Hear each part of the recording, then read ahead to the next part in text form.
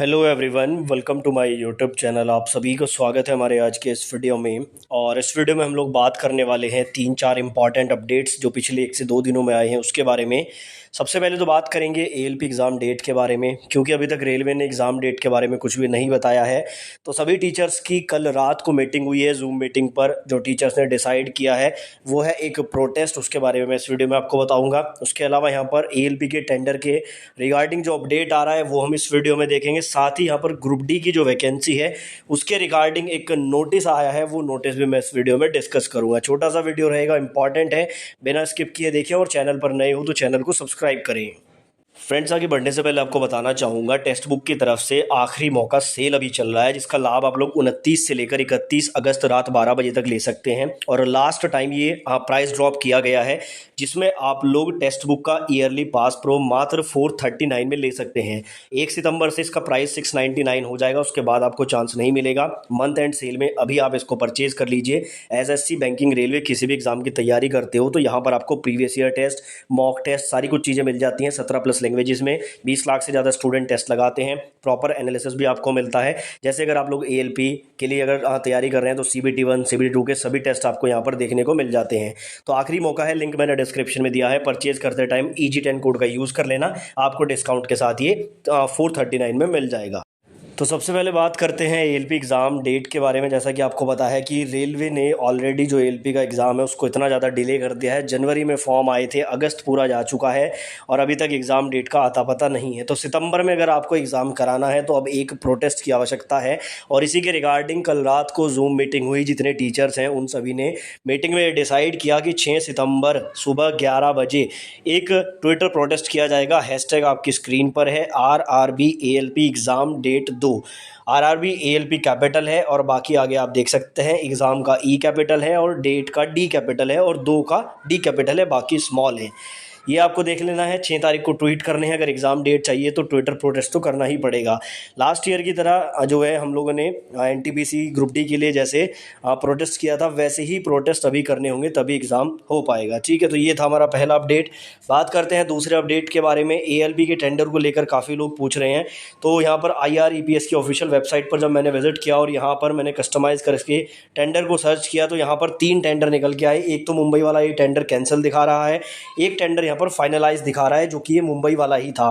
ठीक है, और एक टेंडर अभी ओपन चल रहा है जो चंडीगढ़ वाला है, जिसको RPF का बताया जा रहा है। ठीक है, और ये आई थिंक RPF का ही है। तो मुंबई वाला जो टेंडर सबसे पहले ओपन हुआ था ये यहाँ पर फाइनलाइज दिखा रहा है, जो कि ALP का होने की संभावना है। संभावना नहीं, कंफर्म ही है, क्योंकि देखो ALP का एग्जाम सबसे पहले होना है।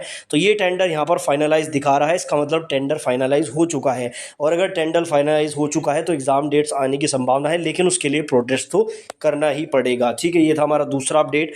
बात करते हैं तीसरे अपडेट की। अभी मैंने कल आई थिंक कल मॉर्निंग में वीडियो बनाया था जिसमें मैंने आपको बताया था कि जो ग्रुप डी में वैकेंसी आती है उसमें 20% सीट्स जो है वो CCA वाले कैंडिडेट के लिए रहती है, यानी कि जिन्होंने रेलवे से अप्रेंटिसशिप किया है उनके लिए रहती है। अब शुरू से ही जो है CCA वाले छात्रों की मांग रही है कि GM पावर को लागू किया जाए। मैं आपको बता दूं, देखो 2016 तक क्या होता था, 2016 तक GM पावर के थ्रू अप्रेंटिस वाले छात्रों को रेलवे में जॉब दी जाती थी। मान लो आपने रेलवे अप्रेंटिसशिप करी, ग्रुप डी की वैकेंसी में डायरेक्ट GM पावर आपको जॉब दे सकता था अपने अकॉर्डिंग, आपके मार्क्स वगैरह के अकॉर्डिंग। 2017 में इस रूल को चेंज किया गया, फिर इनका एग्जाम लिया गया। हालांकि छात्रों ने, यूनियंस ने इस बात की आवाज़ उठाई कि भाई GM पावर लागू होनी चाहिए, लेकिन GM पावर तो लागू नहीं हुई। लेकिन इनको क्या किया गया कि ओपन मार्केट में 20% सीट्स रिजर्व दी गई, PET में इनको छूट दी गई, PET इनको नहीं देना था। साथ ही ये कहा गया इनको कि भाई जो आपके CBT में मार्क्स आएंगे, मान लो एक स्टूडेंट के 100 में से 30 मार्क्स आते हैं CBT में, एग्जाम की मैं बात कर रहा हूँ, तो इसका 1/3 आपका लिया जाएगा, इनके 10 नंबर यहाँ से ले लिए जाएंगे। और जो आपके अप्रेंटिसशिप के मार्क्स हैं 2/3 वहाँ से लेके जोड़ के आपका यहाँ पर नॉर्मल स्कोर बना दिया जाएगा और PET आपको नहीं देना, जॉब आपको मिल जाएगी। ये रूल इन्होंने पास किया।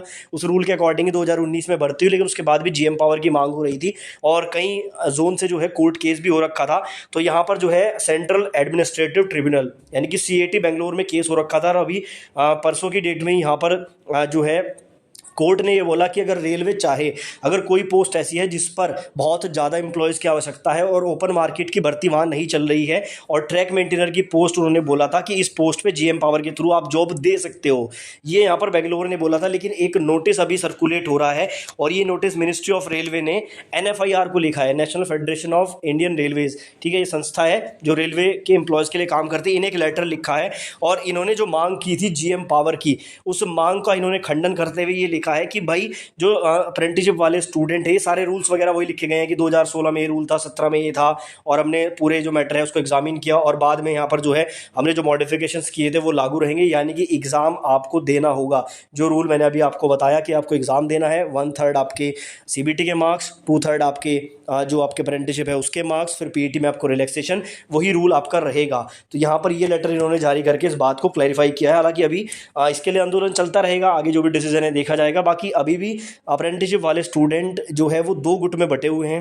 एक गुट ये चाहता है कि जीएम पावर लागू हो, दूसरा गुट ये चाहता है कि ओपन मार्केट में ही हमें 20% का रिजर्वेशन मिले। तो आपस में भी ये लोग थोड़ा सा इनके अंदर कॉन्फ्लिक्ट है। बाकी जो भी आगे नियम फाइनलाइज होगा उसकी अपडेट आपको देंगे। आपकी कोई राय कोई सुझाव है तो कमेंट बॉक्स में आप लिख सकते हैं।